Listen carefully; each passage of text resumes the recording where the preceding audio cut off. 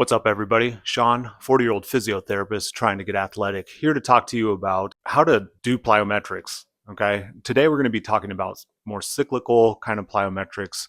I would check out Matt McInnes Watson on Instagram because I'm essentially taking his system and applying it to my own means.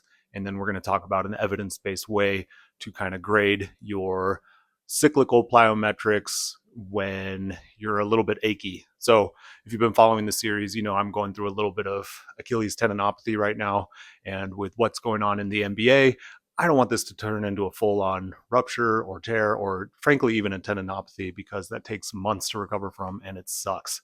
So, I still want to train because that's another one of our principles is in load management. You don't just drop things out, you just kind of tailor it to where your body's at. So we got into it today. We did some plyometrics and I'm going to explain to you how I made that so, even with a busted, achy ankle.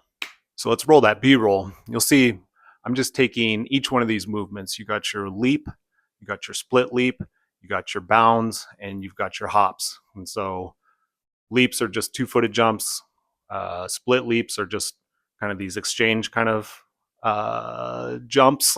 And then bounds are sort of single leg exchange uh, jumps. And then hops are single leg hops or pogos. Easiest way to kind of get into it and just see where your body is to use sort of this light tier, again, to use the McInnes sort of terminology. And all that means is you're doing extensive plyometrics, which comes from Verkhoshansky model of Soviet, Russian, doesn't matter. All you need to worry about is you're basically hopping in place and you're just kind of assessing how do the tendons feel, how does the ankle feel, knees, joints, all that stuff. And then you're going to start moving it forward a little bit, side to side. You'll kind of see me doing that here. And I'm going to basically do that with each one of the patterns I just described. Once I kind of check in with myself at that sort of extensive plyometric level for these cyclical plyometrics, I should explain that real quick. Cyclical plyometrics just being kind of repeated jumps, these sort of patterns that you're seeing on the B-roll, whereas non-cyclical plyometrics are things like depth drops, box jumps. No, I almost said hurdle hops, but that would be cyclical. Jumping in place, even like an approach leap, as if you were going to go and try to do a vertec or jump and try to touch something. That's technically a plyometric, but it's not a cyclical one where we're basically recycling that stretch shortening cycle. Kids are coming down. Hold on. So cyclical plyometrics, good for coordination, proprioception, learning how to land and then reverse that force so you get back up in the air.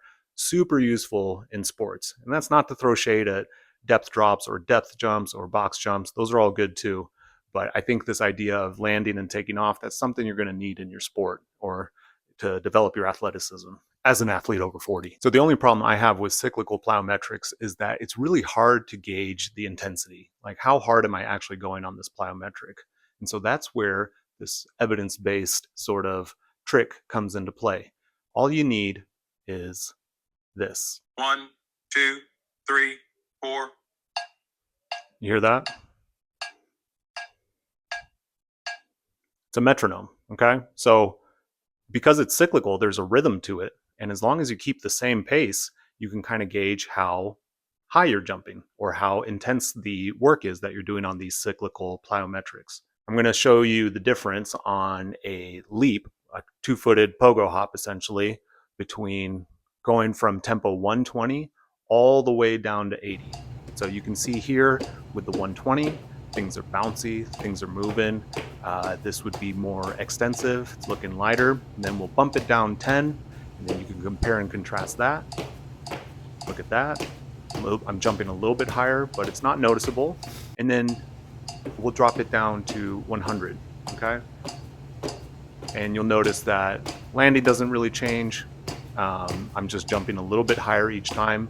We go down to 90, okay? Same thing, just getting a little bit higher, trying to get that coordination, trying to line up with the metronome, which is another great stimulus, honestly, just for your coordination and, you know, thinking about getting everything in tune, mentally, nervous system, and with the task at hand.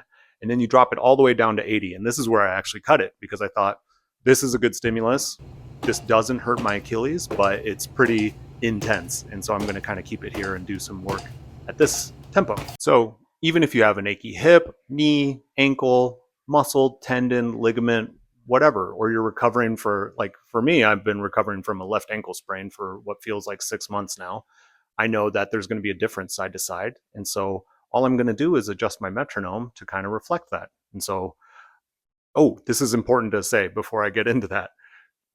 Obviously, the higher the metronome is, the lower the intensity is, because if you're jumping faster, you're not jumping as high. And so these tempos at 80, they're going to be really intense because you're going to be jumping higher to match that tempo.